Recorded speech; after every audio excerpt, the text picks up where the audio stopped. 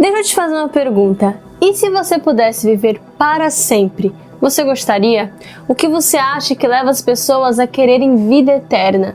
Mas antes disso, por que envelhecemos e por que alguns animais simplesmente parecem ser imortais? Qual que é a fórmula da vida eterna? Me acompanha que eu, Jaqueline Sibuya, vou te contar essa história.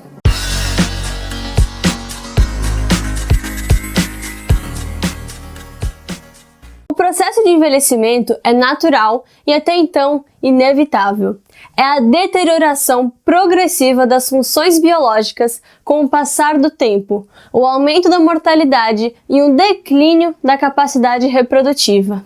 Mas se a seleção natural nos especificou e melhorou com diversas estratégias de sobrevivência e reprodução, por que a evolução não conseguiu nos impedir de envelhecer?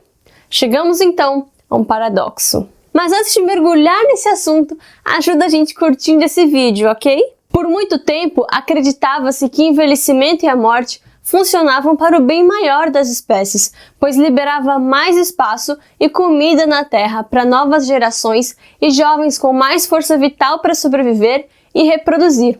Mas essa teoria foi refutada e agora é aceito que, na verdade, o envelhecimento não é um bem maior feito pela evolução, mas sim o seu preço. O envelhecimento evoluiu porque a seleção natural foi ineficiente em manter as funções e aptidões de sobrevivência e reprodução durante a velhice. Imagine que uma doença afete somente indivíduos acima de 30 anos. Durante muito tempo na história da humanidade, por exemplo, poucos indivíduos chegavam a ultrapassar essa marca. Os poucos que conseguiam e sofriam dessa doença provavelmente morriam.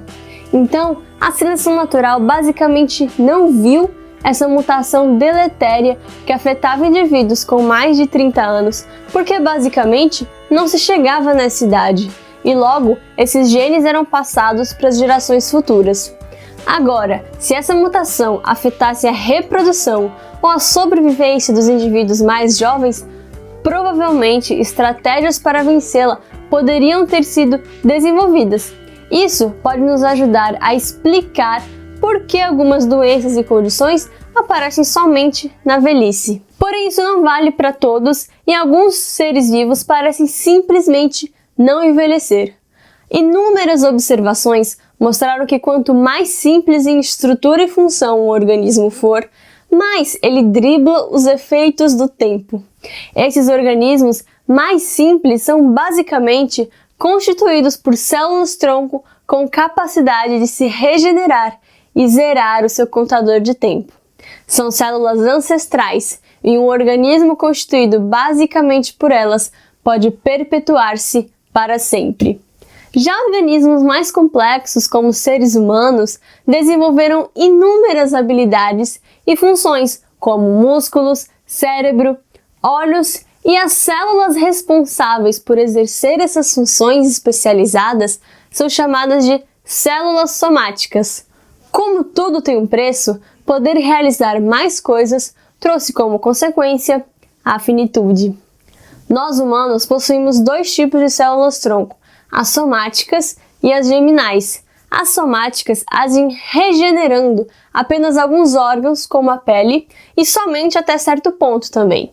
Enquanto as geminais podem se regenerar e recomeçar do zero, mas nós só as usamos para ter filhos.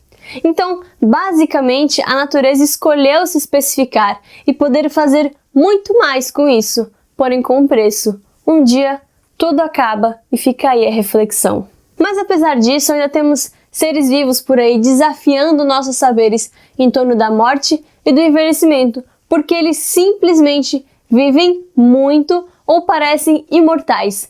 Vamos dar uma olhada em alguns deles? Planárias. Esses seres, um tanto quanto simpáticos, têm uma capacidade incrível, a regeneração de qualquer parte do seu corpo. Se uma planária for cortada ao meio, por exemplo, cada metade se restaurará e teremos duas planárias.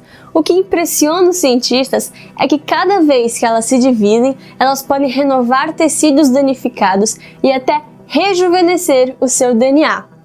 O que sugere um estudo é que as planárias conseguem preservar os telômeros dos seus cromossomos, evitando assim o envelhecimento. Imagine as pontinhas de um cadarço.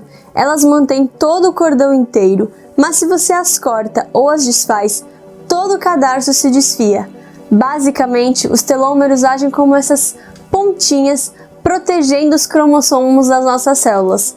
Conforme as células vão se dividindo, os telômeros ficam cada vez menores e sua capacidade de proteger o DNA diminui a ponto das células não conseguirem mais se renovar. Esse é o envelhecimento e é muito visível, por exemplo, na nossa pele. E a pergunta para a ciência é: como fazer para evitar que os nossos telômeros diminuam, podendo retardar o envelhecimento? Bactérias resistentes à radiação.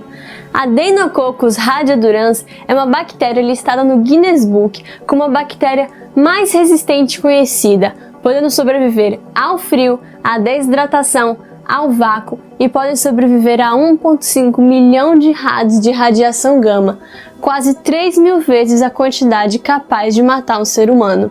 Mas, além disso, esses seres podem morrer e voltar à vida graças à capacidade de regeneração do seu DNA. Hidra. Inspirada na lenda grega da serpente de várias cabeças, a hidra é um cnidário que, assim como no mito, pode recriar a parte perdida do seu corpo e não morre a não ser que algo a mate. Lembra das células-tronco? Então, as hidras são basicamente formadas disso. Elas conservam células-tronco por toda a sua vida, podendo se regenerar de qualquer ferimento. A imortalidade da hidra está atrelada ao fato de que suas células não registram nenhum sinal de envelhecimento, podendo viver indefinidamente. E agora, o ser mais impressionante da nossa lista, a água-viva imortal. Esse é um caso que poderíamos chamar Benjamin Button para explicar, porque essa água-viva pode literalmente rejuvenescer. Quando sofre danos ou passa por situações de estresse, a água-viva imortal pode voltar a uma fase anterior do seu desenvolvimento, voltando a ser um pólipo ou um cisto, reiniciando seu ciclo de vida infinitamente e mantendo-se geneticamente igual.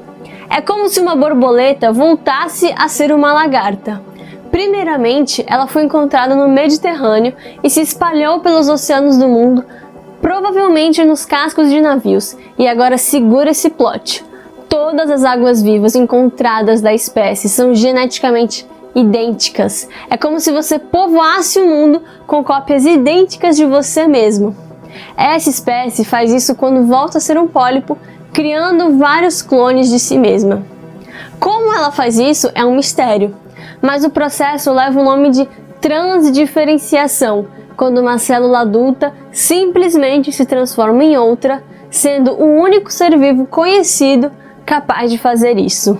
Esses e mais muitos exemplos vêm ajudando os cientistas a buscar maneiras de como retardar o envelhecimento e até prolongar a nossa vida. E quem sabe, observando esses animais e suas capacidades de viver por muito tempo ou indeterminadamente, você tenha ficado com vontade de passar um pouco mais de tempo aqui na Terra. Mas por que isso? O que mais tempo de vida lhe proporcionaria que o tempo que você tem hoje não pode te proporcionar?